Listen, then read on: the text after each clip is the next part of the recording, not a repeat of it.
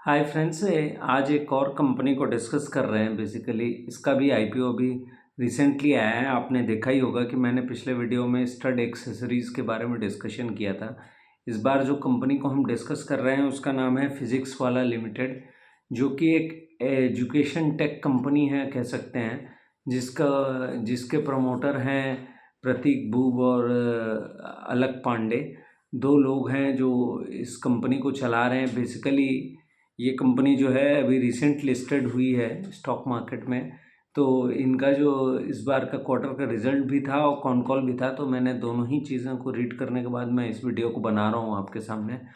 तो जो मैंने देखा इस कंपनी के बारे में, बेसिकली ये कंपनी शुरू हुई थी एक यूट्यूब चैनल के थ्रू, जहाँ पर ये लोगों को फ्री में कंटेंट देते थे। बेसिकली फ्री का कंटेंट देकर एजुकेशन के सही टीचिंग कह लीजिए, या फिर सब्जेक्टिवली जो एग्ज़ाम होते हैं जिनके लिए प्रिपरेशन करते हैं लोग, उनके बारे में ये बेसिकली फ्री में कंटेंट वहाँ प्रोवाइड कर रहे थे। तो बेसिकली उसके प्रति स्टूडेंट्स में एक माने जिसको कह सकते हैं अट्रैक्शन आया, और फिर लोगों ने अब धीरे धीरे करके इनके यूट्यूब के चैनल को सब्सक्राइब किया। वहाँ वो कंटेंट देते गए कंटिन्यूस, लोगों को उसके बेसिस पे तैयारी कराते रहे, और धीरे धीरे कुछ लोग सेलेक्ट हुए, कुछ लोगों को फ़ायदा पहुँचा। एक जर्नल एक्सेप्टेंस कह सकते हैं कि जो लोगों के बीच में बनी। और उसके बाद इन्होंने फिज़िकल सेंटर्स खोलने शुरू किए, जहाँ से इन लोगों ने कोर्सेज़ की तैयारी कराने में लोगों की मदद करते हैं। बेसिकली जेईई और नीट की जो परीक्षा है, ये दोनों इनके basically main source of income थे। जो जो ये सबसे ज़्यादा इन्होंने जिसकी क्लासेस और फिज़िकल सेंटर्स पे भी क्लासेस ली। तो इस समय मैंने कंपनी का जो पूरा लेखा जोखा है कि कंपनी ने क्या किया इस बीते वक्त में, उस पे मैं डिस्कशन ज़रूर करूँगा यहाँ पर। तो कंपनी का अगर देखें इस क्वार्टर के फिनेंशियल्स की पहले बात कर लूँ, तो उससे क्या होगा, आपको पहले नंबर का एक पर्सपेक्टिव मिल जाएगा। तो 832 करोड़ का सेल था पिछले साल सितंबर महीने में, और इस साल सितंबर महीने में इनका जो सेल है वो करीब करीब 1051 करोड़ के आसपास है। तो सेल तो कम से कम 25-26% वहाँ से बढ़ा है। और जो ऑपरेटिंग मार्जिन है वो करीब करीब 16% पे था पिछले साल सेम पीरियड में, इस बार 17% के आसपास है। तो वो भी एक डिसेंट नंबर है। और अगर इबिट्टा लेवल पे देखें तो 134 करोड़ का इबिट्टा था पिछले साल सेम पीरियड में, और इस बार वो बढ़कर 181 करोड़ हो गया। प्रॉफिट जो है, पैट जो है वो 41 करोड़ से बढ़कर करीब करीब 70 करोड़ के आसपास है। तो वहाँ पे भी एक 70% का जंप दिख रहा है। तो बेसिकली इसको कह सकते हैं कि ऑपरेटिंग लेवरेज मिल रहा है कंपनी को। कंपनी जो खास बात बताई कि उनका जो बेस है, बेसिकली इस समय हिंदी हार्टलैंड में उन्होंने अपने बेस को काफ़ी मजबूत किया है। ऑलमोस्ट 70% हिस्सेदारी वो रखते हैं इन एजुकेशन सेंटर्स के रूप में। माने हिंदी हार्टलैंड जिसमें आप पकड़ सकते हैं दिल्ली और उत्तर प्रदेश, बिहार और छत्तीसगढ़ और मध्य प्रदेश, और ये जितना भी आपका नॉर्थ का एरिया है, इस पूरे हिंदी हार्टलैंड में हरियाणा और ये सारी तरफ में इन्होंने अच्छा खासा इन्होंने अपना एक बेस बना लिया है। बेसिकली वहाँ ये कह रहे हैं, इनका कहना है कि ये करीब करीब 70% मार्केट शेयर होल्ड करते हैं बाकी कंपनियों के, जो कि एजुकेशन के कोर्सेज बेचती हैं। और रिलेटिवली सबसे बेस फैक्टर ये बनता है कि सस्ते एजुकेशन प्रोवाइड कर रहे हैं, टैक्स से भी है। माने इसको आप कह सकते हैं टेक्नोलॉजी के बेस पे ये टीचिंग्स, और उसके बेसिस पे पूरे मैंने पूरा एक सिस्टम बनाया है जहाँ पर लोगों को ये महसूस होता है कि जो वो कहीं और कोर्सेज कर रहे थे और उससे कंपैरेबिलिटी जब शुरू होती है तो उनको महसूस होता है कि यहाँ ये सस्ते में ज़्यादा अच्छी चीज़ें बता रहे हैं और ज़्यादा अच्छी प्रिपरेशन हो रही है एग्ज़ाम की। तो फैकल्टीज़ और सारी चीज़ें मैनेज की जाती हैं। तो अगर number of unique paid users की बात की जाए तो इनके करीब करीब 3.62 मिलियन के आसपास पहुंच गए हैं। और ऑफलाइन स्टूडेंट जो हैं उनका नंबर भी पिछले एक साल में काफ़ी बढ़ गया है। मैंने अगर पिछले एक साल में नंबर को देखा जाए तो 2.68 से बढ़कर 3.62 मिलियन हो गया है यूनिक पेड यूज़र्स का नंबर। तो कंटिन्यूसली वो यूनिक जो नए इनके माने स्टूडेंट्स आ रहे हैं उनका नंबर कंटिन्यूअसली बढ़ रहा है और ऑफलाइन के जो स्टूडेंट्स हैं उनका भी नंबर बढ़ रहा है, 0.31 मिलियन से बढ़कर 0.40 पे पहुंचा है। तो ये एक दिखाता है, इंकरेजिंग साइन है कि ये बेसिकली धीरे धीरे ही करके सही लेकिन काफ़ी अच्छा ग्रो कर रहे हैं। माने इसको आप नंबर वाइज में आपको लग रहा होगा कि कम है, लेकिन अगर ACPU के रूप में देखें, इनका जो एवरेज रेवेन्यू पर यूनिक यूज़र के रूप में देखें तो काफ़ी अच्छा है, काफ़ी बेहतर है।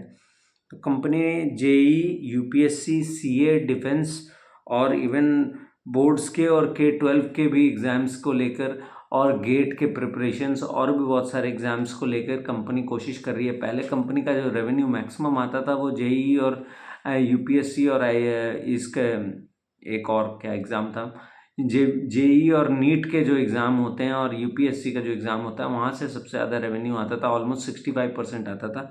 वो नंबर अब घट रहा है और बाकी कोर्सेज़ पे भी इनका ध्यान, जैसे जैसे कंपनी ने अपना ध्यान केंद्रित किया है तो वहाँ पर क्या हो रहा है, वहाँ से रेवेन्यू का जनरेशन बढ़ रहा है और बेसिकली क्या हो रहा है, रेवेन्यू मिक्स हो रहा है।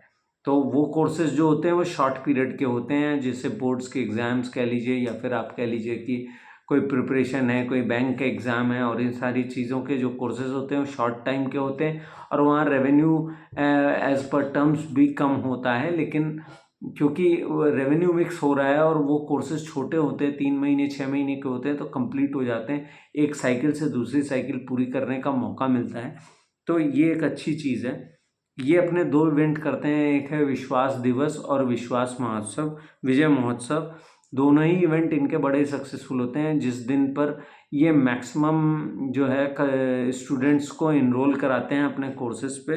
तो उसका एक इवेंट ये लोग करते हैं जिसमें काफ़ी मात्रा में स्टूडेंट्स जो हैं वो इनरोल करते हैं। और अगर आप देखें कि पिछले 1 साल में इन्होंने 128 सेंटर्स खोले हैं, इस समय इनके टोटल सेंटर्स करीब करीब 314 के आसपास हैं और फिनेंशियल ईयर 28 के लिए इन्होंने टारगेट दिया है करीब करीब 500 सेंटर का। तो यहाँ से भी आउटलुक अच्छा लग रहा है, हालांकि स्पीड कम हो गई है इनके सेंटर्स खोलने की, ये एक बात देखने वाली है, क्योंकि पहले जो है वो 128 इन्होंने पिछले 1 साल में खोले, अब इस साल में इनके 70-74 सेंटर्स खोलने का टारगेट है बेसिकली। तो वहाँ से अगर गाइडेंस देखें तो कंपनी ने गाइडेंस ज़रूर घटा दिया है, लेकिन ग्रोथ अगर देखें तो 20-25% के आसपास एक ग्रोथ दिख रही है और उनका कोशिश यही रहेगी कि वो इसको सस्टेन करें। अब कंपनी का जो है बेसिकली मॉडल बहुत ही सिंपल है कि वो मिनिमम कैपिटल के बेसिस पे काम करते हैं, जिसमें कि उनका टेक्नोलॉजी से रिलेटेड पूरा स्टडी मटेरियल और ऑनलाइन क्लासेस लेना, और वहाँ से ये रेवेन्यू को ज़्यादा जनरेट करने की कोशिश कर रहे हैं, क्योंकि वहाँ पर इनको प्रॉफिटेबिलिटी भी ज़्यादा देखने को मिलती है। और फ़ी कलेक्शन का सिस्टम ऐसा है कि ये अप फ्रंट में सारी फीस ले लेते हैं और इसको स्केलेबल है, टेक्नोलॉजी से रिलेटेड है, AI की भी मदद ले रहे हैं बेसिकली। तो अब कंपनी का जो ध्यान है वो साउथ की तरफ ज़्यादा है, साउथ में भी वो अपने सेंटर्स खोलने की कोशिश कर रहे हैं। इस साल वो करीब करीब उन्होंने बताया कि 14 सेंटर्स जो हैं वो साउथ में वो खोलने की कोशिश कर रहे हैं, आंध्रा में, तेलंगाना में एंड इवन तमिलनाडु में भी। तो ये सारे सेंटर्स साउथ लैंड में खोलने जा रहे हैं। तो ये उनका अनटैप्ड मार्केट था बेसिकली, वहाँ कभी साउथ की तरफ ये गए नहीं। इन्होंने हिंदी इंटरलैंड को पहले कैप्चर किया, क्योंकि वहाँ ही बेसिकली ज़्यादातर इस तरीके के एग्ज़ाम्स की प्रिपरेशन और हिंदी में सरल भाषा में समझाने में जो आसानी होती है उसका फ़ायदा इनको मिला कम्प्लीटली, ये देखने को मिला है। और इसके बाद जो है कंपनी कोशिश ये कर रही है, बेसिकली कंपनी से कई और चीज़ों को भी समझने की कोशिश की। तो कंपनी ने एक बृहद लुक दिया है, माने उन्होंने काफ़ी क्लैरिटी के साथ ये बताया कि वो क्या क्या कर रहे हैं, वो क्या क्या नए नए कोर्सेज लॉन्च कर रहे हैं, वो कैसे इस चीज़ को सस्टेन करने की कोशिश कर रहे हैं। उनका जो माने उनका जो नज़रिया है वो लंबा नज़रिया है, वो कोई छोटा नज़रिया लेकर नहीं चल रहे हैं। उनका ये कहना है कि हम सेंटर्स अब उस हिसाब से, क्योंकि हमारे सेंटर्स के नंबर की संख्या इसलिए कम हो गई है क्योंकि अब हम ये देख रहे हैं कि कहाँ हमको लग रहा है कि हमको जेन्युइनली हमको सेंटर खोलने की ज़रूरत है। तो कंपनी का मॉडल ही ऐसे है कि वो बेसिकली ऑनलाइन पहले कर रहे थे, उसके बाद ऑनलाइन कोर्सेज उन्होंने पहले बेचे, ऑनलाइन के बेसिस पे उनको स्टूडेंट्स दिखे, जहाँ स्टूडेंट उनको लगा कि स्टूडेंट्स की संख्या बहुत ज़्यादा है, तो उस जगह को पूरी तरीके से पेनिट्रेट और पूरा वहाँ मार्केट शेयर कैप्चर करने के लिए उन्होंने वहाँ फिजिकल सेंटर खोले। तो फिजिकल सेंटर खोलने के बाद ये हुआ कि वहाँ पर उनके नंबर ऑफ स्टूडेंट्स की संख्या कंटिन्यूअसली बढ़ती गई। तो ये सिचुएशनली वो इसको धीरे धीरे करके एक स्टेप करके आगे बढ़ रहे हैं। अब उनका ये एक्सपेक्टेशन है कि जैसे जैसे हमारा ये मॉडल सिक्योर होता जाएगा तो हम आगे चल के इसको ज़्यादा हम ऑनलाइन प्रमोट करने की कोशिश करेंगे। सेंटर हम वहाँ खोलेंगे जहाँ हमको लगेगा कि सेंटर खोलने की ज़रूरत है।